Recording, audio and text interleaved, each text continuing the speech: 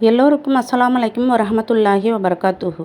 இது தமிழ் துவாஸ் திக்கிர் சேனல். இந்த சேனலில் போடும் வீடியோக்களை பார்த்துவிட்டு அல்ஹம்துலில்லாஹ் ஆமீன் என்று கமெண்ட்ஸ் பண்ணுங்கள், லைக் பண்ணுங்கள், சப்ஸ்கிரைப் பண்ணுங்கள்.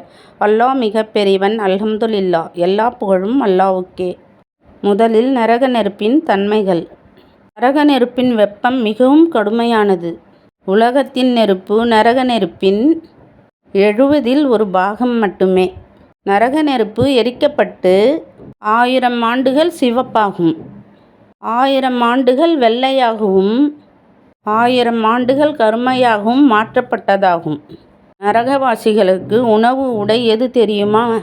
முட்களால் செய்யப்பட்ட உணவும் கொதிக்கும் நீரும் வழங்கப்படும். அவர்களுக்கு நெருப்பால் ஆன ஆடைகளும் உண்டு. நரகத்தில் காவலர்கள் கடுமையான மிகவும் வலிமை மிக்க வானவர்கள் ஆவார்கள். நரக நெருப்பு தீண்டாமல் இருக்க செய்ய வேண்டிய சிறந்த அமல்கள்.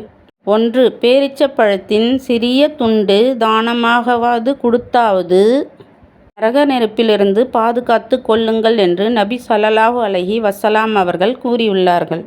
2. இறைவனை அஞ்சி வாழ்தல் மற்றும் இறைவனுக்காக அழுது பணிதல். 3. தவறாமல் ஐவேளை தொழுகை கடைப்பிடித்தல். 4. பாவக்காரியங்களை செய்யாமல் நல்லவராக வாழ்தல். 5. மற்றவரை பொறாமை கொள்ளாமல், சண்டையிடாமல், தீய காரியங்களில் ஈடுபடாமல் இருப்பது. 6. ரமலான் மாதத்தில் 30 நோன்பும் இருப்பது. 7. ரமலான் மாதத்தில் பாவ மன்னிப்பு துவாக்கள் அதிகமாக ஓதி அல்லாஹ்விடம் துவா செய்தால் நரகத்திலிருந்து பாதுகாக்கப்படுவோம். 8. பொய் திருட்டு செய்யாமல் இருப்பது. 9. இணை வைக்காமல் இருப்பது. 10. நபி ஸல்லல்லாஹு அலைஹி வஸல்லம் அவர்கள் கற்றுத்தந்த முறைப்படியும் அவர் துவாக்களும் ஓதி நாம் அவர் முறைப்படி நடப்பது. ஒரு முஸ்லிமான மனிதன் பணிவாகவும் பொறாமை இல்லாமலும் ஒற்றுமையாகவும் ஒழுக்கமாக இருப்பதே மிகவும் சிறந்ததாகும். 3. நபி ஸல்லல்லாஹு அலைஹி வஸல்லம் அவர்கள் நரக நெருப்பிலிருந்து பாதுகாத்து கொள்ள கற்றுக் கொடுத்த துவா.